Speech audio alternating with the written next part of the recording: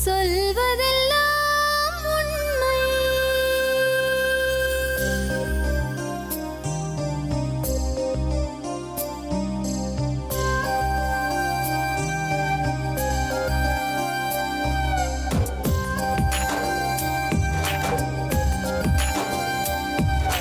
நிழலாய் வழிந்தோடும் ஒரு விழியின் கதையில் மெலிதாய் ஒரு சோகம், அதை அறிவார் எவரோ.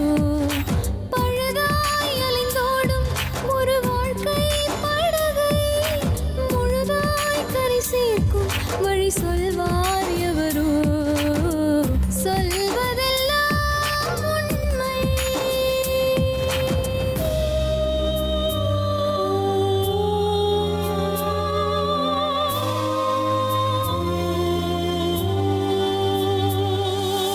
வீட்டில் 4 அறைகளா, தீவு போல் அவை இருப்பதா? பார்க்கும் பார்வையில் குறைகளா, குமுறல்தான் அவர் மொழிகளா? மோதிக்கொண்டது இரு இனம், நீதியை தேடி அலைந்திடும்.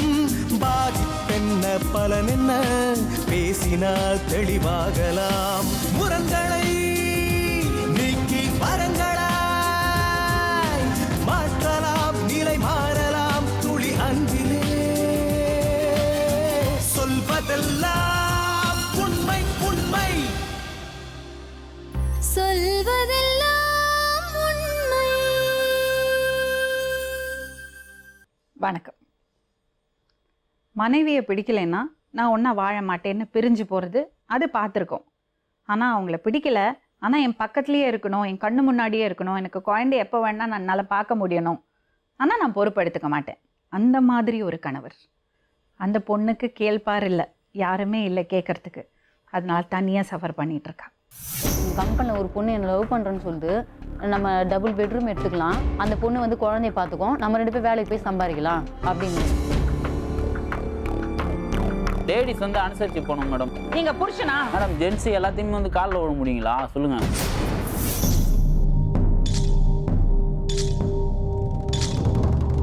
சொல்லுங்கம்மா, உங்கள் பேர்? முத்துலட்சுமி மேம். சொல்லுங்கள் முத்துலட்சுமி. குடுவாஞ்சலேருந்து வரேங்க மேம். பேசிக்காக வந்து சின்னதுலேருந்தே வந்து நான் அம்மா கிடையாது. அப்பா வந்து குழந்தையிலே வந்து செகண்ட் மேரேஜ் பண்ணிட்டாரு, ஒரு ஆர்ஃபனேஜில் கொண்டு போய் விட்டுட்டு. நீங்கள் ஒரே பொண்ணா? நானும் அக்காவும் இருக்கோம். விட்டதுக்கு அப்புறமா வந்து அங்கே தான் வளர்ந்தோம். நான் பால் கூட மறக்கல. அப்போது 8 மாதம் குழந்தை. எங்கள் ஹாஸ்டல் மேடம் தான் எனக்கு பால்லாம் கொடுத்து வளர்த்தாங்களே. எங்கள் அக்காவையும் வந்து தண்டையார்பேட்டையில் வேறு ஹாஸ்டலில் வச்சுருந்தாரு எங்கள் அப்பா. 2 பேருமே அக்கா தங்கச்சினே தெரியாது அப்போது. அப்புறம் கொஞ்சம் வளர்ந்துட்ட உடனே தான் தெரியுமே வந்து எனக்கு அக்கா இருக்குது அப்படின்றது. அப்புறம் கொண்டு வந்து அப்பா இந்த ஹாஸ்டல்லே விட்டார், 2 பேருக்கு தெரிஞ்சிச்சுன்னு சொல்லிட்டு. எங்களுக்கு வந்து வெளி உலகமே தெரியாது. சர்ச்சு வாழ்க்கை, சர்ச்சு இதே தான் இருந்தது எங்களுக்கு. அடிக்கடி அப்பா உங்களை வந்து பார்ப்பறா? இல்லைங்க மேம், அதோட வரமாட்டாரு. ஹாஸ்டல் வந்து பார்த்தாரா? ஹாஸ்டலுக்கே வந்து 6 months ஒன்ஸ் அப்படிதான் வருவாரு. அதுவும் எல்லா பேரண்ட்ஸ் வரும்போது இவர் வரமாட்டாரு. சரி, நாங்களும் அதனாலே எங்களுக்கு வெறுப்பு வந்துச்சு நிறைய. சித்தி கல்யாணம் பண்ணதுனால தான் வந்து அப்பா இவ்வளோ நம்மளை பிரிஞ்சிருக்காரு அப்படின்னு தெரிஞ்சு எங்கள் சித்திக்கும் எங்களுக்குமே நிறைய பிரச்சனை வரும். சித்தி பார்க்க வருவாங்களா? சித்தி வரமாட்டாங்க, அவங்க பயங்கரமாக எங்களை டார்ச்சர் பண்ணுவாங்க. நிறைய வேலைலாம் வாங்குவாங்க அந்த சின்ன இதுலேயே. அப்போல்லாம் வந்து தண்ணிலாம் இருக்காது, கிணத்துல இருந்தால் கையில் இருந்தால் எடுக்கணும். எல்லா செடிங்களுக்கெல்லாம் ஊற்ற சொல்லுவாங்க, ரொம்ப வேலை வாங்குவாங்க எங்களை. அதெல்லாம் பார்த்து எங்கள் முன்னாடியே வர எங்கள் அப்பா வேற இதுங்களே எங்கே கூட்டின்னு வந்தா அப்படிலாம் கேட்பாரு. கேட்டு அடிப்பாங்க. எங்கள் சாப்பிட்டுனே இருப்பாரு, மூஞ்சி மேலாம் அடிப்பாங்க. எங்களுக்கு அதெல்லாம் பார்த்தோன்னே ரொம்ப வெறுப்பு வந்துச்சு அவங்க மேலே. அதனால் நாங்கள் அங்கே போனாலும் எங்களை நல்லா பார்த்துக்க மாட்டாங்க எங்களுக்கு தெரிஞ்சிச்சு. அதனால் ஹாஸ்டல் முடிச்சோடனே அக்கா வந்து ரூம் எடுத்து தங்கி இருந்துட்டு, அப்புறம் எங்கள் அப்பா என்ன பண்ணார், இங்கே இருந்தால் 2 பேரும் ஒன்றாயிட்டு எதாவது பிரச்சனை நிறைய வரும், நம்மளை கேள்வி கேட்க ஆரம்பிச்சிருங்கன்னு சொல்லிட்டு என்னை கொண்டு போய் ஊரில் ஒரு ஹாஸ்டலில் விட்டார். பஞ்சுமில்ல அங்கேயே தங்கி வேலை செய்கிற மாதிரி, வெறும் 600 ரூபாய் சம்பளத்துக்கு. அவ்வளோ நல்லவர் உங்கள் அப்பா. ஆனால் அவருக்கும் பசங்க இருக்குது. 2 பசங்க? 3 பசங்க இருக்குது. அவங்க எல்லாருமே படிக்க வச்சுருக்காரு, நல்லா பார்த்துருக்காங்க அவங்கள எல்லாரையுமே. அப்புறம் என்னை வந்து ஊருக்கு அக்காவே வந்துட்டு என் தங்கச்சி எனக்கு வேணும், என் கூட அனுப்புங்க சொல்லிட்டு கூட்டிகிட்டு வந்துட்டாங்க. என்ன வயசுமா அப்போ உங்களுக்கு? அப்போ 16-17 வயசு தாங்க மேம். அப்போ அக்கா அப்போ மெச்சூர்டாக இருந்தா, 20 வயசு கிட்ட இருக்கும். அப்புறமேட்டு என்ன பண்ணோம், நாங்கள் இங்கே வந்துட்டோடனே ஒரு ப்ரைவேட் கம்பெனியில் வேலை எனக்கு தேடி வச்சாங்க. அக்கா ஆப்ரேட்டராக வேலை செஞ்சுட்டு இருந்தேன். அதுக்கப்புறமேட்டு தான் கொஞ்சம் கொஞ்சமாக முன்னேறி இப்போ சூப்பர்வைசராக ஒர்க் பண்ணிட்டு இருக்கேன். எங்கள் லைன்லேயே மெக்கானிக் இருப்பாங்க. அவர் வந்து என் கூட பேசி இந்த மாதிரி உன்னை கல்யாணம் பண்ணிக்கணும்னு ஆசைப்பட்றேன். அக்கா கல்யாணம் ஆயிடுச்சா? அக்காவுக்கு ஆகலை. அப்போது நான் சொன்னேன், நான் லைஃப் ஃபுல்லாக எங்கள் அக்கா தான் நம்பியிருக்கேன். நான் சம்பளம் வாங்குவேன், கவர் கூட பிரிக்க மாட்டேன், அக்காண்ட கொடுத்துருவேன். அக்கா வந்து என்ன பண்ணுவாங்கன்னா எனக்கு தேவையானது எல்லாம் செஞ்சு கொடுப்பாங்க, நல்லா பார்த்துப்பாங்க. அக்காவுக்கு எது இல்லைன்னா கூட பரவாயில்ல, எனக்கு செய்யும் நல்லா. அதுதான் சாப்பாட்டு விஷயத்துலையும் சரி. மேரேஜுக்கு முன்னாடி பார்த்தீங்கன்னா அக்கா ரொம்ப வீக்காக இருக்கும், என்னை நல்லா பார்த்துப்பாங்க. அந்த லெவலில் நான் என்னை வளர்த்தாங்க. ஆனால் இவங்க வந்து இந்த மாதிரி வீட்டில் வந்து எங்கள் அக்காண்ட பேசி நான் இந்த மாதிரி கல்யாணம் பண்ண ஆசைப்பட்றேன், எங்கள் அம்மா கிட்ட கூட சொல்லியிருக்கேன், நான் ஒரு அனாதை பொண்ணுக்கு தான் வாழ்க்கை கொடுக்கணும்னு சொல்லிட்டு. நான் வந்து அந்த லெவல், நான் சின்னதுலேருந்தே எனக்கு அதான் ஆசையே, ஒரு அனாதை பொண்ணுக்கு தான் நான் வாழ்க்கை தரணும் அப்படின்னு சொல்லி என்னோட எய்மு அப்படின்னு சொன்னோன்னே சரி நான் அக்காவும் இந்த பேச்செல்லாம் நம்பி கல்யாணம் பண்ணி வச்சாங்க. அவங்க அக்கா கல்யாணம் ஆகல. அக்கா அப்போ ஆகலை. உங்க புருஷன் பேரு முருகானந்தம். அவர் என்ன வேலை செஞ்சுட்டு இருந்தாரு? Mechanic ma'am. ம். அந்த கம்பெனிலேருந்து அப்புறம் ரிசைன் பண்ணிட்டு என் பிஎஃப் பைசா எழுதி கொடுத்தேன். ஒரு ரெஸ்டாரண்ட்டில் மேரேஜ் அரேஞ்ச் பண்ணோம். எல்லாமே நல்லா கிராண்டாக உங்க அப்பா பண்ணாங்க. வந்தாரா? அப்பா சும்மா கூப்பிட்டோம், யாரோ ஒருத்தர் மாதிரி வந்து நின்றுட்டு போனார் ஓரமாக வந்து நின்றுட்டு அப்பான்ற முறைக்கு சும்மா வந்து நின்றுட்டு கையை மட்டும் பிடிச்சி இப்படி கொடுத்துட்டு அவர் கையில் போயிட்டார். அவரு உங்க ஹஸ்பண்ட் சைட்ல இருந்து எல்லாரும் வந்தாங்களா? இல்லைங்க மேம், யாருமே அவர் மட்டும்தான். நான் அவ்வளோ தூரம் சொல்லியும் அவர் வந்து நான் இருக்கேன் உனக்கு, நான் பார்த்துப்போம் உன்னை கடைசி வரைக்கும் அப்படின்னு சொல்லிட்டு தான் வந்து பண்ணார் மேரேஜ். அப்புறம் பார்த்தாக்கா 1.5 இயர்ஸில் பார்த்தீங்கன்னா பெரிய பிரச்சனை வந்துச்சு கல்யாணம் ஆகிட்டு. என்ன பிரச்சனை? ஒரு வீட்டில் கொடுத்துன்னு இருந்தாங்க மேம். அந்த வீட்டில் வந்து நகை எடுத்துட்டாரு, எடுத்துட்டு ஜெயிலுக்கு போயிட்டாரு.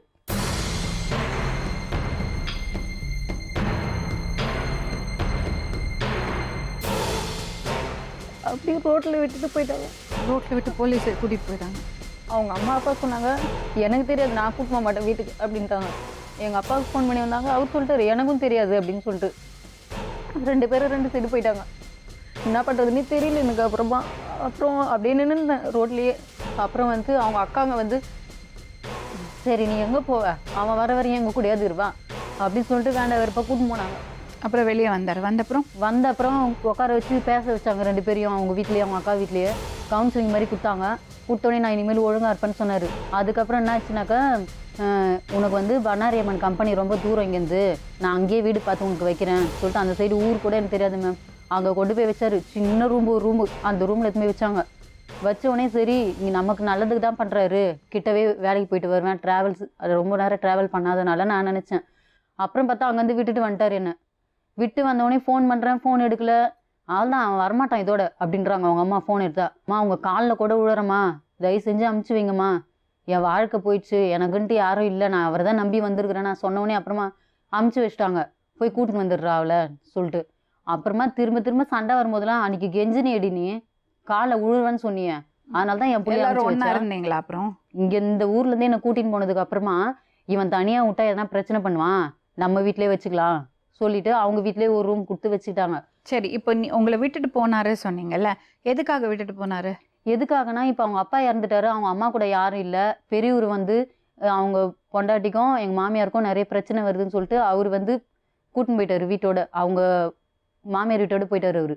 அதனால் என்ன ஆச்சுனாக்கா அட்லீஸ்ட் நம்மளாவது பார்த்துக்கணுமே அப்படின்னு சொல்லிட்டு ஒரு நல்ல மனசில் பண்ணுறாரு நான் நினச்சேன். நான் சரி அம்மா நம்மளை வச்சுக்கணும் அப்படின்னு நினைக்கிறாரு போல். சரி நான் ஒத்துக்கினேன், சரி இருக்கலாம்னு சொல்லிட்டு. அதுக்கப்புறம் பார்த்தாக்கா ஒரு வாரத்தில் சண்டை வந்துச்சு. அவங்க அப்பா இறந்து அந்த காரியம்லாம் நடக்குதுங்க மேம். அப்போ வந்து பெரிய பொண்ணு எதுவுமே பண்ண மாட்டாங்க, பெரிய மருமக குழந்தை கையில் வச்சுட்டு இருக்கான். அந்த 3 மாதத்துல நீ தான் தண்ணி ஊற்றிக்கணும் தலைக்கு, நீ தான் எல்லா இதுவும் பண்ணணும், அந்த கலசம் வாங்கிறதுல நீ தான் பண்ணணும் அப்படின்னாங்க. எல்லாம் சொல்கிறாங்க வந்திருக்கவங்க எல்லாம். அந்த பொண்ணு வந்து இப்போதாம்மா குழந்தை பிறந்துருக்குது, குழந்தை பிறந்து பச்சை உடம்புக்காரி எப்படிம்மா தண்ணி ஊற்றிப்பா? யார் பிரசவம் எல்லாம் பார்த்தது? பிரசவம்லாம் கவர்மெண்ட் ஹாஸ்பிட்டலில் பார்த்தோம். பக்கத்து வீட்டில் இருக்காங்க ஒருத்தவங்க, அவங்க வந்து பார்த்தாங்க எனக்கு எல்லாமே. மாமியார் பார்க்கல? அவங்க பார்த்தாங்க, ஆனால் அந்த துணி துவைக்கிறது அந்த வேலைலாம் அவங்க பார்த்தாங்கல்ல, அது சொன்னாதான் என்ன ஆயிட போகிறது சொல்லேன். ஆமாங்க மேம். சரி, கலசம் வாங்க எல்லாமே நான் தான் பண்ணனே. எல்லாம் பண்ணி முடிச்சுட்டு அந்த எல்லா இதுவுமே முடிஞ்சிட்ட உடனே அந்த ஒரு வாரத்திலேயே வந்து என்னை வெளியில் அனுப்பிச்சிட்டாங்க மேம். என்ன இந்த மாதிரி அவங்க இருந்தானா பிரச்சனை தான் வரும், அவங்க என் முன்னாடி இருந்தால் எனக்கு வந்து நான் தூக்க மாட்டிப்பேன், அவன் இந்த வீட்டு வாசப்படிலே காலம் இருக்கக்கூடாது. எங்கள் மாமியார் யார் வீடு யார் வந்து இங்கே இருக்கிறது, குழந்தைய பிடிங்கன்னு அனுப்புடா அப்படின்னு சொன்னாங்க ஒரு வார்த்தை. நான் சொன்னதுக்கு யார் பெற்ற குழந்தை யாரை பிடிங்கன்னு அனுப்புவீங்க, எனக்கு இருக்குது அந்த ஒரு குழந்தை தான், நான்லாம் போக மாட்டேன் இங்கேருந்து அப்படின்னா. என் வீட்டில் வந்து நீ உரிமை கொண்டாடுறியா? இப்போ மாமியார் மருமக சண்டையாச்சு. ஆமாங்க மேம். எதுக்கு? அதுக்கு தான் மேம், இந்த வாக்குவாதத்துக்கு தான். புருஷன் வந்து எனக்கு சப்போர்ட் பண்ணுறாரு, புள்ள பாசம் நமக்கு இல்லாமல் போயிடும். இப்போ வந்து அதுக்கப்புறம் அன்றைக்கி என்ன பண்ணேன், ஒரு கோயிலாண்ட உட்காந்துருந்தேன், அங்கே இருக்க கோயில்லையே. அப்புறம் எங்கள் கம்பெனியில் வேலை செய்கிற ஒரு பொண்ணு இருக்குது, அதுக்கு ஃபோன் பண்ணேன். இந்த மாதிரி ஆயிடுச்சு சங்கீதா, நானும் அவளும் சூப்பர்வைசராங்க. அப்புறம் அந்த பொண்ணு என்ன பண்ணிச்சு, அக்கா சரி எங்கள் வீட்டுக்கு வாங்க, நீங்கள் இங்கே இருந்துன்னே நீங்கள் வீடு எதுனா பாருங்கக்கா, பார்த்து நீங்கள் தனியாக வந்து இருந்துக்கோங்க அப்படின்னு சொன்னான்.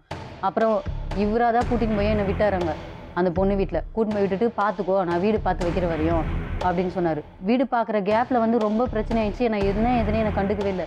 அந்த இதில் நான் என்ன பண்ணேன், மகளிர் ஸ்டேஷனுக்கு போனேன். நான் கூடுவாஞ்சேரி ஸ்டேஷனில் போய் கம்ப்ளைண்ட் பண்ணேன், என்ன இந்த மாதிரிலாம் பண்ணுறாங்க சார் அப்படின்னு. நீ இங்கே எங்கள் வீட்டிலாம் சொல்லக்கூடாதுமா, மகளிர் போலீஸ் ஸ்டேஷனில் போய் நீ சொல்லு செங்கல்பட்டில் சொல்லிவிட்டு அங்கே அமுச்சு விட்டாங்க.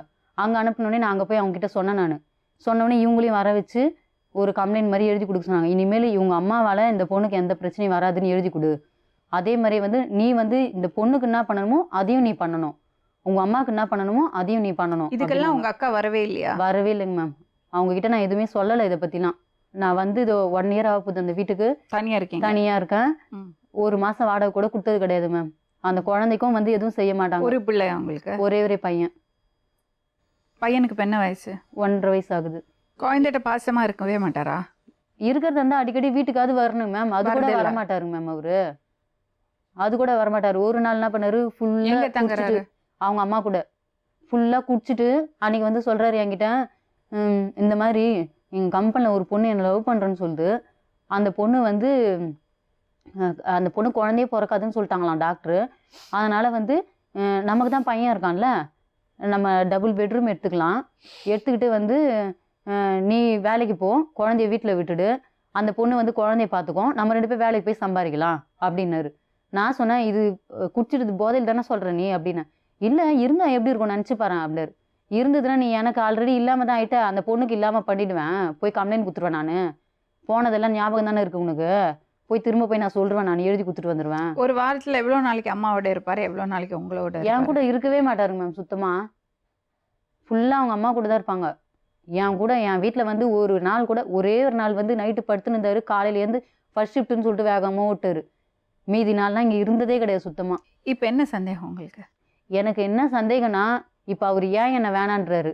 2 நாளைக்கு முன்னாடி ஃபோன் பண்ணேன், நான் நம்பி தானே நான் வந்தேன் அப்படின்னு சொன்னேன். நான் சொன்னதுக்கு அது நானா பண்ண முடியும், நான் வந்து வாழ்வெல்லாம் நினைக்காது. ஆனால் என் குழந்தைக்கு என்ன பண்ணுமோ நான் பண்ணுவேன். மாதம் 4000 ரூபாய் கொடுக்குறேன். அந்த இன்னொரு பொண்ணு சொன்னீங்கல்ல, அது சும்மா ஜோக்கு தானா இல்லை நிஜமாவே இருக்கா? தெரியல மேம். ஆனால் அந்த நம்பர் வந்து நான் செல்லுலேருந்து எடுத்துட்டு ஃபோன் பண்ணேன். என் வாய்ஸை கேட்டால் பேச மாட்றாங்க. கொஞ்சம் வெயிட் பண்ணுங்கம்மா, உங்க ஹஸ்பண்ட் பேசுகிறேன், கொஞ்சம் நேரம் வெயிட்.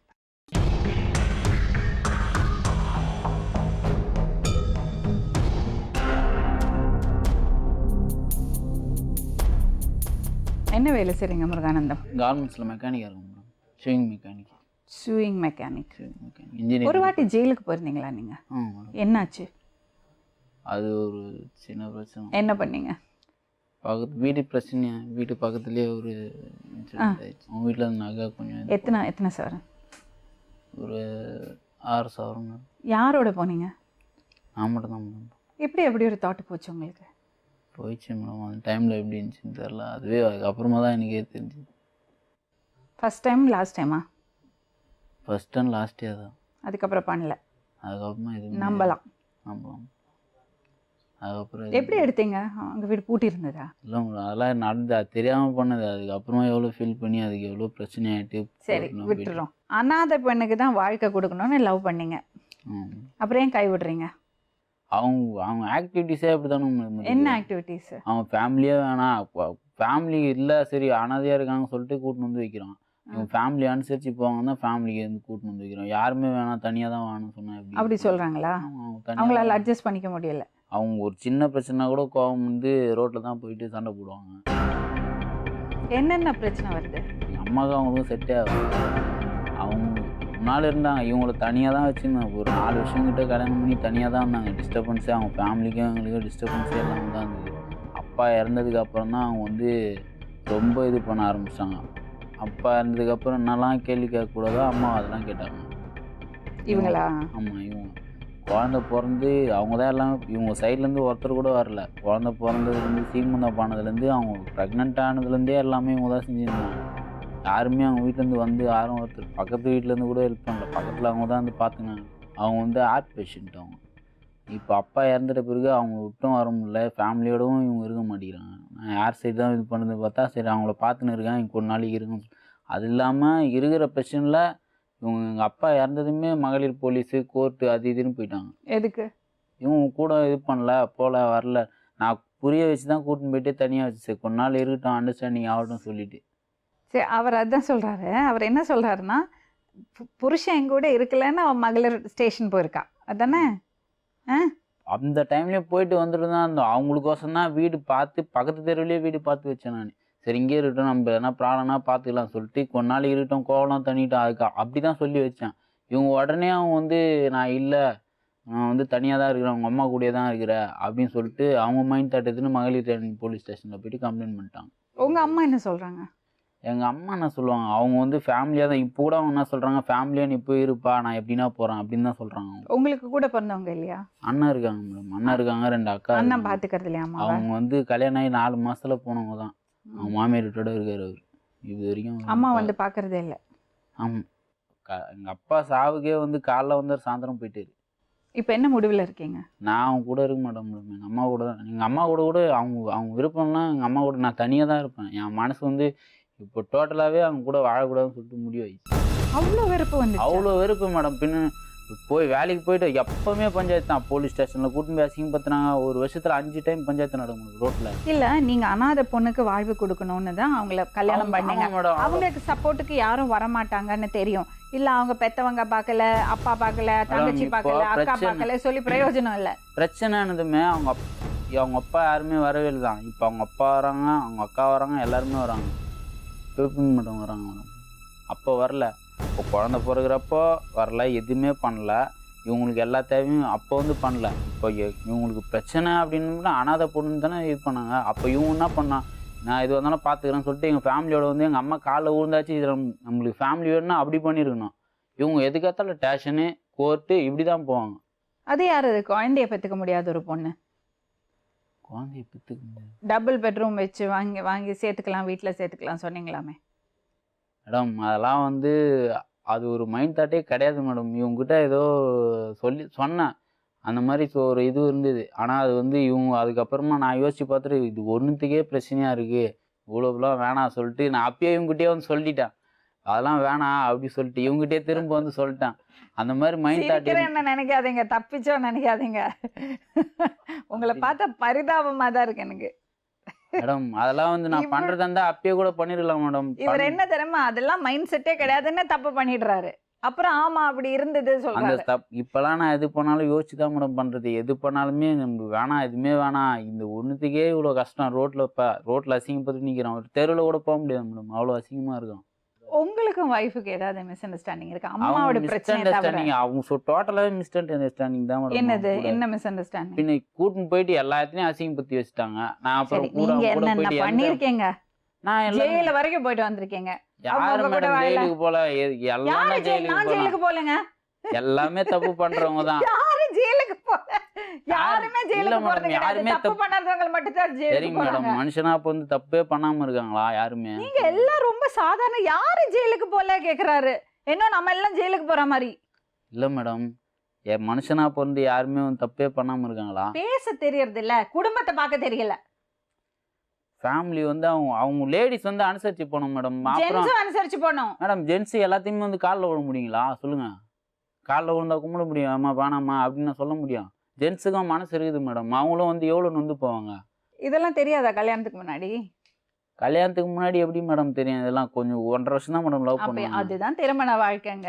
1.5 வருஷம் லவ் பண்ணும்போது 2 பேரும் நல்ல சைடை மட்டும் பார்த்துருப்பீங்க. திருமணம் ஆனதுக்கு அப்புறம் தான் இல்ல மேடம். அவங்க கிட்ட நான் கேரக்டரை பத்தி யாருக்கும் தெரியறது இல்ல, சுத்துறதெல்லாம் சுத்திடுறீங்க. அவங்க என் மேல கம்ப்ளைண்டே பண்ண மாட்டாங்க. அவங்கள அப்படி மாதிரி தான் நான் பாத்துக்கினேன். எல்லாமே அவங்க கேக்குறது எல்லாமே நான் பண்ணிருக்கேன். அவங்க மனசு தண்ணி எடுப்பீங்களா? ட்ரிங்க்ஸ் சாப்பிடுவேன். அப்புறம் எல்லாம் இருக்கு.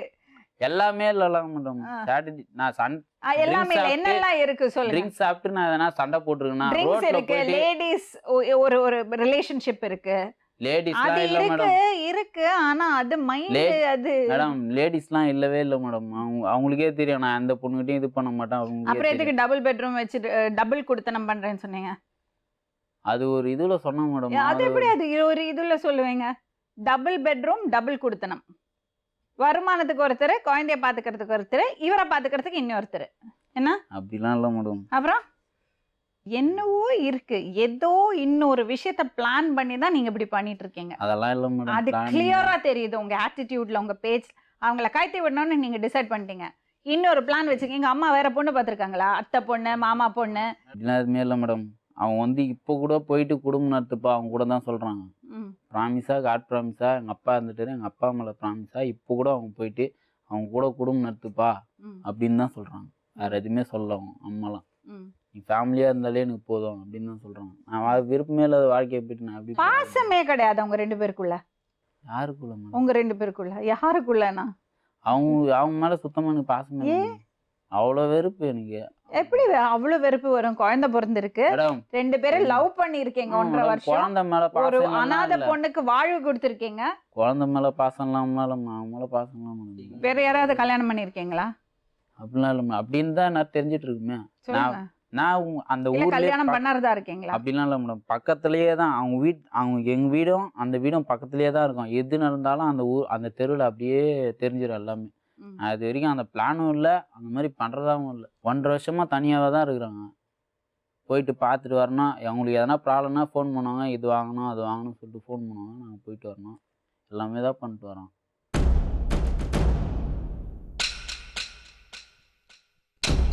உங்க 2 பேருக்குள்ள என்னமா பிரச்சனை?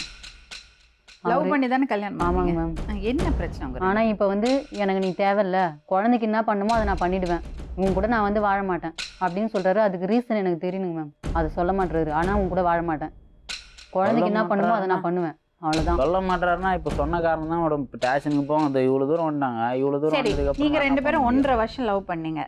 கல்யாணம் ஆயிட்டு எத்தனை வருஷம் ஆச்சு இப்போ? 5 வருஷம் ஆச்சு. 5 வருஷத்துல எவ்வளவு நாளைக்கு ஒண்ணா இருந்திருக்கீங்க? ஒரு 4 வருஷம் தனியா இருந்தோம். ம். அப்போ வந்து நல்ல அண்டர்ஸ்டாண்டிங்கோட தான் இருந்தோம். எப்போ அவங்க வீட்டுக்கு போக ஆரம்பிச்சாரோ அப்போதுலேருந்து கட் ஆயிடுச்சு ஃபுல்லாவே.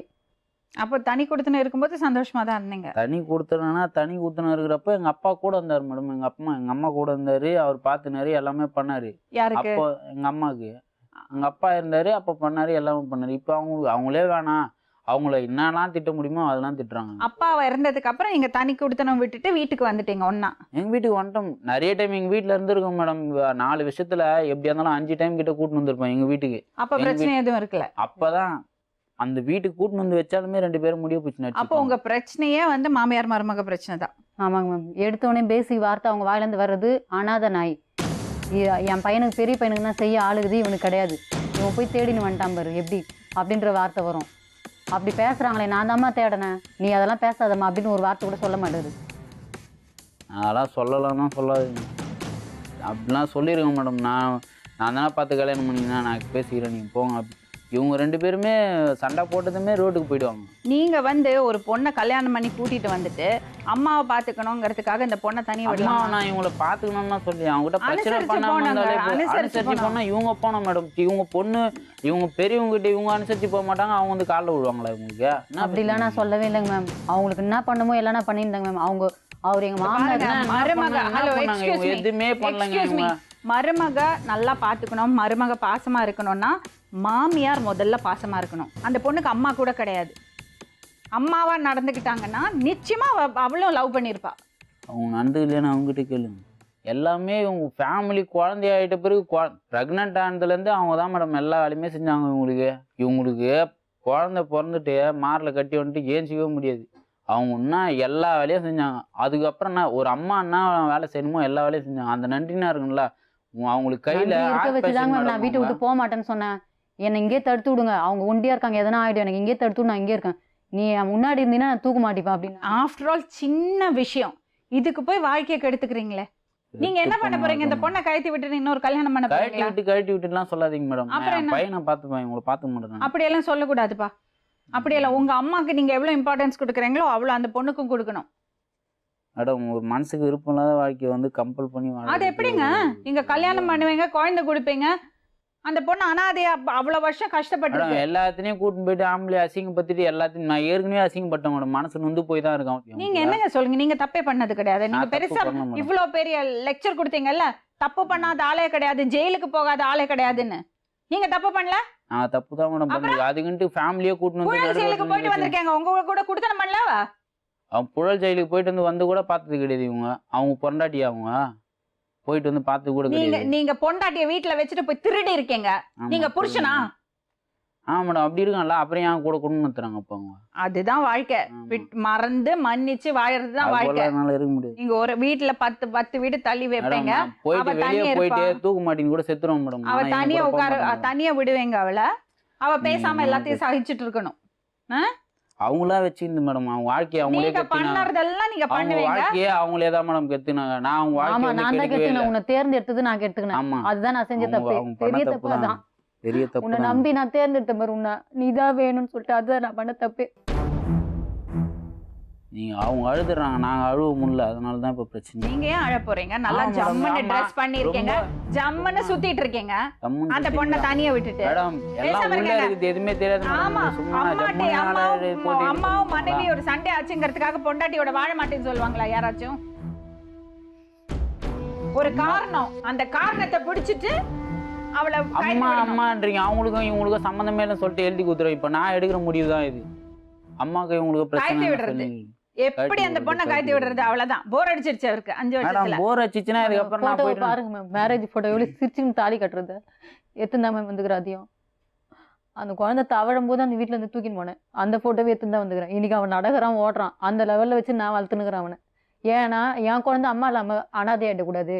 எங்க அப்பாவை தேடின்னு போன மாதிரி இவர் வேற என்ன தேடின்னு போயிட்டா என் குழந்தை நிலைமை என்ன ஆகும் அப்படின்னு நினைச்சு நான் கூட வச்சுனுக்கிறேன்.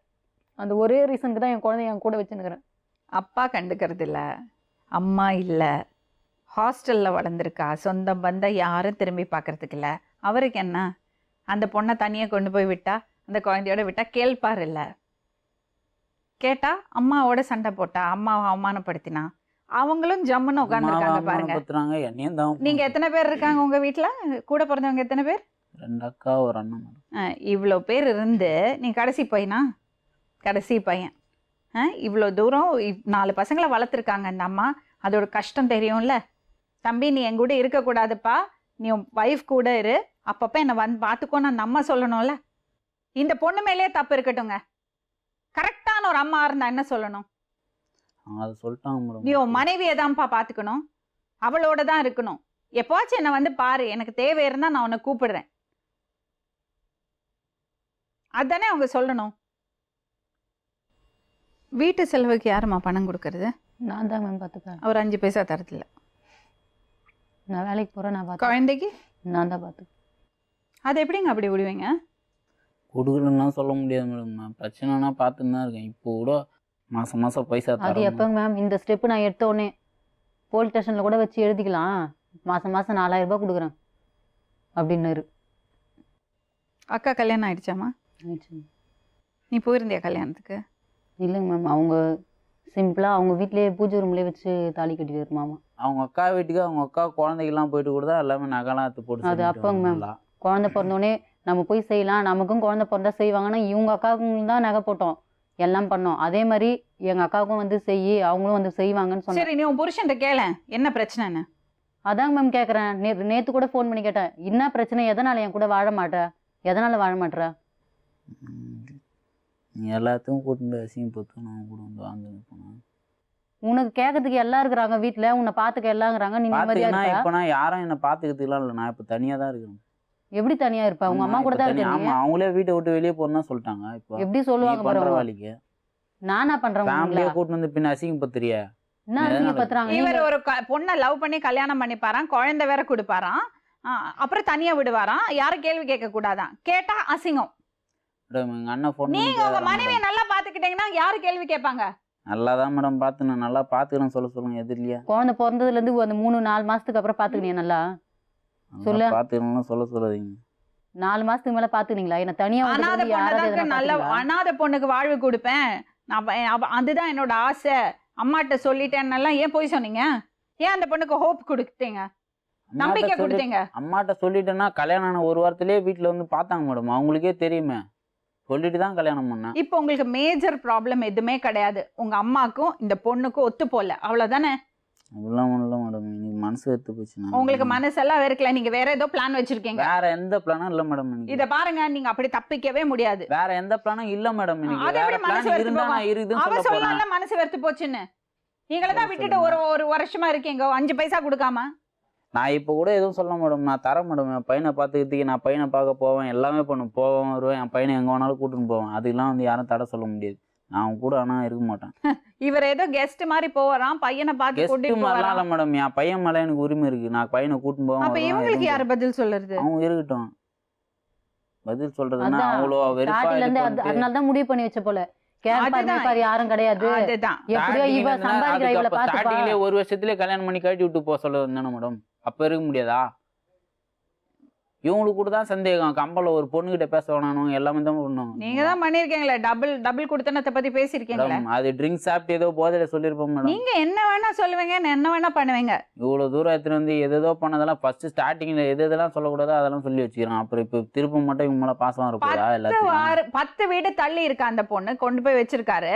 திரும்பி கூட பாக்குறது இல்ல, செலவுக்கு காசு கொடுக்கறது இல்ல. 2 வாரத்துல ஒரு வாட்டி போவாராம். அதுவும் அவருக்கு குழந்தைய பார்க்கணும்னா போவாராம். அந்த பொண்ணு கேள்வி கேட்க கூடாதான்.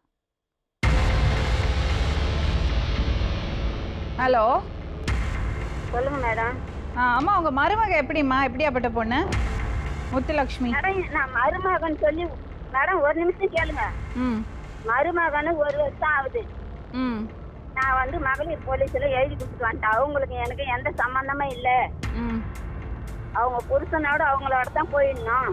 ம் அவங்க வந்து கல்யாணம் பண்ணிக்கிட்டோம், எங்களுக்கு தெரியாது. ம் எதுவுமே எங்களுக்கு தெரியாது. எங்க குடும்பத்துக்கே தெரியாது மேடம். ம் அதனால நான் வந்து பாவத்தை பார்த்து யாரும் இல்லையே, ம் ஆனா இந்த மாதிரி நீங்க கொஞ்சம் சொல்லிட்டு என் புருஷன் கையில விழுந்து அவர்கிட்ட அரிசி வாங்கி மேடம் நான் அப்படிலாம் லோலப்பட்டு நம்மளாட்டம் பொண்ணு நம்ம 2 பொண்ணு வச்சுங்கிறோன்னுட்டு நான் அவங்களை கொண்டாந்து சேர்த்து வச்சேன். கொஞ்சம் கொஞ்சமா அது கூட ஒரு வீட்டாண்டு நிறுத்தி என்னதான் அவரு பார்க்கலாம் சொல்லிட்டு இச்சாந்து விட்டது. அப்புறம் இவங்க தனியவே இருந்தாங்க, 4 வருஷம் தனியவே இருந்தாங்க மேடம். அதுக்கப்புறம் எங்க வீட்டுக்காரி இறந்துட்டாரு. எங்க வீட்டு பங்காளிங்க எல்லாம் சொன்னாங்க அவங்க இங்கதான் இருக்கணும் சொன்னாங்க. சரின்னு நானும் ஒரு 4 பேர் சொல்லுங்க என் மூத்தாடு மச்சன் சொன்னாங்க, ஏத்துக்கணும் நானே. அந்த 4 வருஷம் அவங்க நல்லா தான் இருந்தாங்க. அவங்க நல்லா இருந்தாங்க, எப்படி இருந்தாங்கன்னு எனக்கு தெரியாது மேடம். எங்க வீட்டுக்கார செத்த பேர் ஜட்டி மாலான்ட்டு தொலைச்சு போட்டேன் மேடம் நானு. சரி இவங்களை விட்டா யாரு இருக்குது நம்மளுக்கு, நம்ம இவளுக்கு எல்லா வேலையும் செய்து வைக்கலாம், நல்லா பாத்துக்கலாம் சொல்லிட்டு பக்கத்துல கூட வந்து கேளுங்க. நீங்க பக்கத்து வீடுலாம் கூட வந்து கேளுங்க. நான் வீட்லயே இல்ல, பக்கத்து வீட்டுல வந்து கேட்டு பாத்துட்டு போங்க. குழந்தை அழுத்துக்கு நின்று சரி குழந்தைய போய் தூக்கலாம் கிட்ட போனா நான் படுத்து பெற்றுக்கின பிள்ளை தொடாதேன்ட்டான் மேடம். என்ன கேட்க தாக்கமா அந்த வார்த்தை. இதே உங்க மருமக கெடுச்சு நீங்க பொறுத்துட்டீங்களா? சொல்லுங்க மேடம். சரி, அவ பண்ணினது தப்பு தான், அவ அப்படி பேசியிருக்க கூடாது. ஆனாலும் நீங்க பெரியவங்க, நீங்க மன்னிச்சு சரி பசங்க வாழ்ந்துட்டு போட்டுன்னு விடலாம் இல்லம்மா. ஐயோ நான் இட்டு சொல்றேன் மேடம், நான் கையே இது போட்டு கூட கொடுத்துட்றேன். நான் பெத்த புள்ள தான், நான் 10 மாசம் சுமந்து பெற்றேன், பெற்று வளர்த்து ஆம்பளை ஆகுன கூட பரவாயில்ல. அவ வந்து அம்மா இல்லாத பொண்ணு, நல்லது கெட்டது சொல்லி கொடுக்கறதுக்கு ஆளு கிடையாது. நீங்க அம்மா இல்லாத பொண்ணுன்னு சொல்றீங்க. அவ கேட்டு அவனாண்ட போய் 10 வாட்டி பத்துக்க சொன்னான். அறியாத புள்ள போய் பத்துக்கஞ்சி ஆசாந்தான்னு கேட்டா என்ன கேட்க தகுமாவா? நீங்க வந்து அவ பொண்ணும் தெரியாது அங்க வந்து நடிக்கிறாளா அவனாண்டா? ஐயோ மேடம் பிச்சை எடுத்து சோறு தோன்றேன் மேடம். உன் காலில் கூட உயிந்து வந்து நான் பிச்சை எடுத்து சோறு தோன்றேன். ஆனா இனிமே ஒரு நிமிஷம் அவ கூட போக மாட்டேன் நான். நீங்க போக வேண்டாமா, நீங்க உங்க வீட்லயே இருங்க. ஆனா உங்க பையன் அந்த பொண்ணை கைவிட கூடாதுல்ல. எனக்கு தெரியாது அந்த விஷயம். நான் பார்த்து கல்யாணம் பண்ணேன். ஆமா, நீங்க ஒரு விஷயம் யோசிச்சு பாக்க, உங்க காலத்துக்கு அப்புறம் உங்க பையனோட கதி. நீங்க இருக்கீங்க, உங்க பையனை உங்க பக்கத்துலயே வச்சுக்கிறீங்க, இவ்வளவு பேசுறீங்க நீங்க. நாளைக்கு அவருக்கு குடும்பம் இல்லைன்னா என்ன, அவருக்கு ஒரு பையன் இருக்குல்ல. ஆமா, என்னோட பாயிண்ட் இதுதான், உங்க 2 பேருக்கும் ஒத்து போல. அதுக்காக உங்க பையனும் மருமகளும் பிரிஞ்சு இருக்க கூடாது. அந்த பொண்ணு அட்ஜஸ்ட் பண்ணி இருக்கணும், அந்த பொண்ணு அட்ஜஸ்ட் பண்ணிக்கல. உங்க 2 பேருக்குள்ள என்ன பிரச்சனைன்னு எனக்கு தெரியல. எனக்கு ஆட்டு பேசுங்க மேடம். நான் இப்ப செத்தா கூட கேள்வி இல்லை. அவங்க 2 பேரும் ஒற்றுமையா இருக்கு சொல்லு, நான் வேணான்னு சொல்லவே இல்லை. உங்க பையன் உங்களை வந்து பாத்துப்பாரு, அடிக்கடி வந்து பாத்துப்பாரு. அதை தவிர அந்த பொண்ணையும் அந்த குழந்தையும் கைவிட கூடாது. ஒரு நிமிஷம் கேளுங்க, என்ன பார்க்கவே வேணாம். நான் கோயில் போல பிச்சாட்டு கூட சோத்துணும் எங்க பாத்து இந்த மாதிரி எல்லாம் பேசாதீங்கம்மா. உங்க பையன் உங்க மேல நிறைய பாசம் வச்சிருக்காரு. நீங்க இப்படி எல்லாம் பேசினா மேடம் எனக்கு வேணாம். இதுக்கு மேல எங்க டென்ஷன் ஆகாதீங்க, எதை டென்ஷன் ஆகாதீங்க. இந்த மாதிரி பண்ணி தான் பசங்க வாழ்க்கையை கெடுக்குறாங்க அம்மா. வேணாம் மேடம், நீங்க தான் கெடுக்குறீங்க. உங்க பையன் வாழ்க்கையை நீங்க தான் கெடுக்குறீங்க. எனக்கு வேணாம். மேடம் அவங்ககிட்ட இதுக்கப்புறம் பேசாதீங்க. அதுதான் பண்றாங்க அவங்க. கட் பண்ண சொல்கிறோம். சரி, அப்புறமா பேசுறேன். இந்த பிரச்சனைக்கு அப்பா அக்கா யாராவது பேச வந்தாங்களா? அவங்க எல்லாம் சொல்லிட்டாங்க மேம், உன் லைஃப் அப்படிதான் ஆயிடுச்சு, நீ இப்படிதான் இருந்தாகணும், வேற வழி கிடையாது, அட்ஜஸ்ட் பண்ணின்னு வாழ்ந்துக்கோ. குழந்தை அக்கா என்ன சொல்றாங்க? நீ இப்படியே இரு, கமிஷனர் கிட்ட போய் கம்ப்ளைண்ட் கொடு, நீ என்ன நடக்குதுன்னு பார்க்கலாம். அவன் வாழ்ந்துதான் ஆகணும், அது எப்படி நம்பி போயிட்டு வாழ மாட்டேன்னு எப்படி அவன் சொல்லுவான் அப்படின்னு சொன்னாங்க. வாழ்ந்துதான் ஆகணும், வேற விருப்பமே இல்லாத வாழ்க்கை எப்படி மேடம்? அது எங்க விருப்பம். அது எப்படி? அது 4 வருஷம் நல்லா குடும்பம் நடத்தி இருக்கீங்க. சரி நீங்க அனுப்புங்க, நான் குடும்பம் நடத்துறேன், போயிட்டு அனுப்பிச்சு விடுங்க. குடும்பம் தான் நடத்தணும், அனுப்பிச்சு விடுங்க, நடத்துறேன். நான் எப்படி வேணாலும் இருப்பேன், ஆனால் கேட்கக்கூடாது. அது என்னது? கூட அது என்ன? இருக்கணும், பாருங்க, அவ்வளோதான். அவ ஒரு வாட்டி சொன்னா வச்சுங்க, போயா நான் பாத்துக்கிறேன்னு, அவ்வளவுதான். இந்த வீராப்பெல்லாம் போச்சு. இல்லதான் உங்க பையனை தூக்கிட்டு அவ பாட்டுல போயிடுவா. சும்மா இந்த வீராப்பெல்லாம் வச்சுக்காதீங்க. அப்புறம் லேடிஸ்க்கு மட்டும் சப்போர்ட் பண்றீங்க, ஜென்ட்ஸ் எல்லாம் என்ன மேடம்? எங்க சப்போர்ட் அப்புறம் பண்ணல? லேடிஸ் ஜென்ட்ஸ் எல்லாம் அப்புறம் எதுவுமே இல்லாம இருக்கும், ஆர்ட் இல்லாம இருக்கும். நாங்கலாம் ஹார்ட்டே இல்லாம இருக்கிறதுனால தான் இப்படி பேசுறீங்க. ஒரு வருஷம் அந்த பொண்ணை தனியா உட்கார வச்சிருக்கீங்க. எதுவும் சொல்ல ஒரு வருஷமா தனியா உட்கார வச்சிருக்கீங்க. லேடிஸ் மண்ணாங்கட்டின்னு அவ சொல்றாள், அவங்களோட வாழ மாட்டேன்னு. நீங்க தான் சொல்றீங்க. எப்படி உங்களுக்கு சப்போர்ட் பண்ணறது? நான் முடியாது. நான் என்ன வேணா செய்வேன், என்கிட்ட கேள்வி கேட்க கூடாது. முத்துலட்சுமி அங்க போய் உட்காரு போ. முதல்ல நீங்க 2 பேரும் உங்களுக்குள்ள இருக்க அந்த டிஃபரன்ஸை தூக்கி போடுங்க தம்பி, ப்ளீஸ். புருஷன் பொண்டாட்டி நீங்க. பண்ணாலும் நீ புருஷன் பொண்டாட்டி ஒரு நீங்க. விருப்பமே இல்லாத எப்படி மேடம் இது பண்ண? அது எப்படிங்க 4 வருஷம் நல்லபடியா குடும்பம் நடத்திட்டு எப்படி விருப்பம் இல்ல சொல்வீங்க? ஒரு சின்ன சண்டைக்காக அப்படி பிரிஞ்சு போயிடுவீங்களா? சின்ன சண்டை இல்ல மேடம், ஒரு வருஷமா சண்டை தான் மேடம். ஒரு வருஷத்துல இப்ப அது சரி பண்ணீங்க. இது வரைக்கும் எத்தனை டைம் வீட்டை நான் வந்து ரோட்ல வந்து பஞ்சாயத்து பண்ணிருக்காங்க கேளுங்க. இப்ப இன்னும் அது நடக்க கூடாது. இப்ப சரி பண்ணீங்க. நீங்க உங்களுக்குள்ள இருக்கிறத அந்த மிஸ் அண்டர்ஸ்டாண்டிங் சரி பண்ணீங்க. உனக்கு என் மேல என்ன பிரச்சனைன்னு சொல்ல, நான் மாத்திக்கிறேன். அது பிரச்சனையும் முடிஞ்சிச்சு. இதுக்கப்புறம் அதான் அவ சொல்றால, நான் மாத்திக்கிறேன்னு இறங்கி வரால. இதுக்கப்புறம் மாத்தி என்ன மேடம் பண்ண போறாங்க? உங்களுக்கு வாய்ப்பு கொடுக்கல, உங்களுக்கு வாய்ப்பு கொடுக்கல. நீங்க பெரிய பெரிய தப்பெல்லாம் பண்ணல, அதுக்கெல்லாம் வாய்ப்பு பண்ணல. இங்க எத்தனை சொல்லிட்டாங்களா? அதுக்கப்புறம் சொல்லாம என்ன பண்ணுவாங்க? உங்க அம்மா மாதிரி நீங்களும் இமோஷனல் பிளாக்மெயில் தான் பண்றீங்க. சொல்ல என்ன சொல்லலாம்? அதை சொல்லிட்டேன். அப்புறம் ஸ்ட்ராங்காகிற முடியல, முடிவுதான். இப்படியே ஜாலியாக லைஃப் என்ஜாய் பண்ணலான்ட்டு சம்பாதிக்கிறது நல்லா செலவு பண்ணி நீ பாருன்னு நீ ஒரு போக்கில் போயின்னு இருப்பேன். நாங்கள் 2 பேரும் அங்கே கஷ்டப்பட்டுனுக்குறோம் அந்த குழந்தைய வச்சுக்கின்னு. என்ன கஷ்டப்படலை நான். அந்த மழையிலையும் வெயிலையும் அவனை தூக்கின்னு வேலைக்கு போயிட்டு கிறிஸ்டில் விட்டு வேலை செஞ்சுட்டு கஷ்டப்பண்ணி என்னை நானே பார்த்துக்கிறேன். உனக்கு ஏதாவது கஷ்டம் கொடுக்குறேன்? இந்த மாதிரி கிடச்சதுன்னா அழகாக வச்சுன்னு குடும்பம் நடத்தவங்க வேறு யாருன்னா கிடச்சா. உங்ககிட்ட ₹1 எதனா எதிர்பார்த்துருப்பேன் நான்? சொல்லு. எவ்வளோ உன்னை நம்பி என் ஏடிஎம் கார்டு முதல் கொண்டு எல்லாமே ஒப்படைச்சேன் உங்ககிட்ட. நம்பிக்கை இருக்க வச்சு தானே கொடுத்தேன். கடைசி வரையும் என்னை பார்த்து பண்ணிட்டு நல்லா தானே பார்த்தேன். நீயே தானே இப்போ எல்லாத்தையும் இது பண்ண. நானே எங்கே வச்சுக்கினேன்? அன்னைக்கு உங்கள் ஃப்ரெண்டுங்களாம் வந்து பஞ்சாயத்து பண்ணாங்களே, நான் சேர்த்துக்க மாட்டேன்டா, எங்கள் அம்மாவுக்கு விருப்பம் இல்லை, நீ தானே வெளில தருத்துனா. இவ்வளோ பண்ண வச்சு தான் ஸ்ட்ராங்காக பண்ண முடியும். இப்படிலாம் நீ விட்டுலாம் போக முடியாது. என்ன எனக்கு என் குழந்தைக்கு ஒரு முடிவு சொல்லிட்டு போ. நீ உன்னை நம்பி தானே வந்தேன், ஒரு முடிவு சொல்லிட்டு போ. என் வாழ்க்கையை திரும்பி கொடுத்துட்டு போ. எனக்கு வாழ்க்கையை திரும்பி கொடுத்துட்டு போனா பழையபடி நான் இருக்கணும். நடுவில் வந்து மனசை குழப்பி எல்லாம் பண்ணிட்டு இப்போ கெடுத்து நடு ரோட்டில் விட்டு போயிட்டு எனக்கு தெரியாது நான் வரமாட்டேன்னு சொல்கிறா.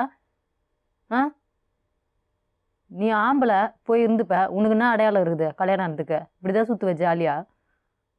குழந்தைய வச்சுன்னு தனியாக வந்து இருந்து ஒரு பொம்பளையாக இருந்து பொம்பளை மனசை புரிஞ்சுன்னு பாரு எவ்வளோ டார்ச்சர் இருக்கும் உலகத்துலன்ட்டு தெரியும். இவ்வளோ கம்பல் பண்ணி வெறுப்புமே இல்லாத கூட்டின்னு போயிட்டு நின்னா வாழ்க்கை நடத்த போகிறான். விருப்பமே இல்லாத நைட்டு பார்ப்பேன், அப்புறம் ஃபுல்லாக தனித்தனியாக நான் பாட்டுன்னு ஒரு மூடில் இருப்பேன், நான் பாட்டுன்னு வேலைக்கு போவேன். அப்படி தான் இருப்பேன் நான். விருப்பமாக இருந்து நான் பாசமாக குடும்பம் நடத்த முடியும். அவங்க கூட பாசன்றதே வராது உண்மை சத்தியமாக. இப்போ நீ பண்ணுறது எல்லாத்தையும்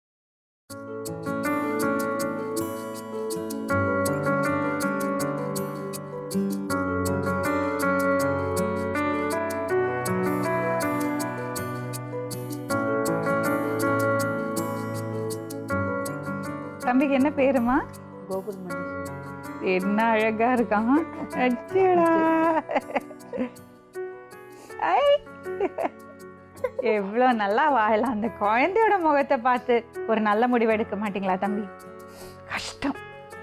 இந்த குழந்தை என்ன தப்பு பண்ணுச்சு? பையனை கூட அவர்கிட்ட எனக்கு தெரியுமா அப்பாவை? ஃபோட்டோவில் பார்த்து சொல்லுவாங்க முன்னாடி. அச்சடா. ஐயா என்ன அழகா சிரிக்கிறான் கோகுல். என்னமா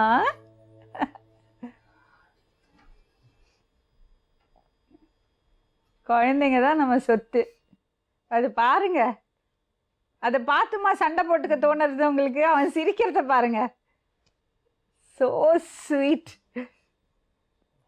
தம்பி கூட்டிட்டு போங்க அவங்கள. இல்லை நீங்க அவங்க வீட்டுக்கு போங்க. நீங்கள் 1000 டைம் சொன்னாலும் பண்ண மாட்டீங்க. அப்புறம் பிரயோஜனம் இல்லைம்மா. நீ குழந்தைய வாங்க. என் குழந்தை மேடம். அது எப்படி உங்க குழந்தையாக? அவ தான் பாத்துக்கிறா. ஒரு வருஷம் எங்க போயிருந்தீங்க? ஒரு வருஷம்னா அவன் கூட போவே, ஒரு வருஷம் அவன் கிட்ட போவே சுமந்து பெத்தது அவ. திரும்பி கூட பார்க்கல நீங்க. இருக்கட்டும், ஒரு வருஷம் வேலைக்கு போயிட்டு அந்த குழந்தைய பாக்குறது அவ. குழந்தைய வாங்கம்மா நீ.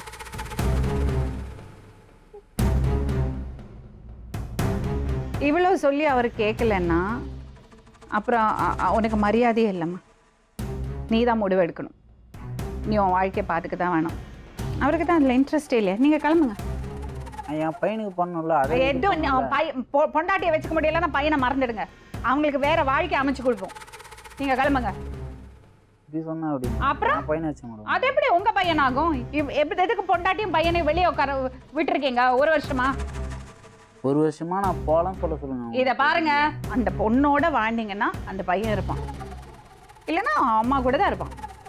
நீங்க தான் அவங்களோட வாழ முடியாது சொல்றீங்க. அவங்க சொல்லலையே. இது பாருமா, சென்னையில் உனக்கு வேலை வாங்கி கொடுக்குறோம். குழந்தை குட்டி நீங்க வந்துடு.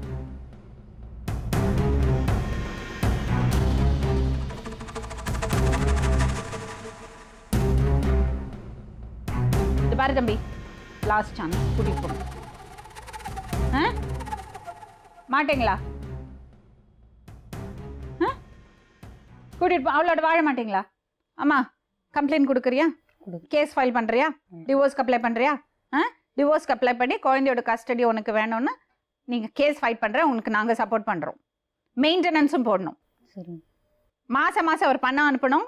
அது மட்டும் இல்லாமல் ப்ராப்பராக டிவோர்ஸ் வாங்கி குழந்தை உன்னோட கஸ்டடியில் இருக்கணும்னு நீ ஃபைட் பண்ணுற கேஸு, உனக்கு அதுக்கான ஹெல்ப் நாங்கள் பண்ணுறோம். ஓகே, நீ கிளம்பு.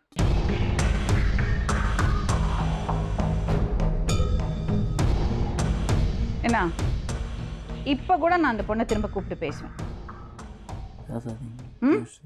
வேண்டாமா? டிவோர்ஸ் ஓகே உங்களுக்கு? டிவோர்ஸ் குழந்தை எப்படி மேடம் விட முடியும்? ரொம்ப குழந்தை எப்படி கொடுக்க முடியும்னா குழந்தைய பார்த்துக்கணும்ல, நல்லபடியாக வளர்க்கணும்ல. தம்பி மறுபடியும் நான் சொல்கிறேன், இந்த பொண்ணை திரும்ப கூப்பிடவா? வேண்டாம். அப்போ நீங்கள் கிளம்புங்க. டைமை வேஸ்ட் பண்ணாதீங்க, கிளம்புங்க.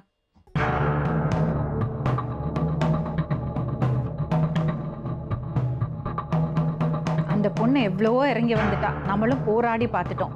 ஆனால் அந்த பையன் வந்து அவளோட வாழறதுக்கு தயாராக இல்லை. அந்த பொண்ணுக்கும் தன்மானம் இருக்குல்ல, சுயமரியாதை இருக்குல்ல. நல்ல வேலை, அவள் வேலைக்கு போகிறா. அதுக்கான டேலண்ட்ஸும் அவள்கிட்ட இருக்குது. முறைப்படி டிவோர்ஸ் வாங்கி குழந்தையோட கஸ்டடி வாங்கி அவளோட ஃப்யூச்சரை பார்த்துக்கணும். ஏன்னா அவள் இன்னும் சின்ன பொண்ணு. இன்னும் நிறைய கிடக்கு வாழ்க்கையில், இன்னும் நிறைய கிடக்கு. தனியாக வாழறது ரொம்ப கஷ்டம். மீண்டும் இன்னொரு உண்மை சம்பவத்துடன் உங்களை சந்திக்கும் வரை நன்றி, வணக்கம்.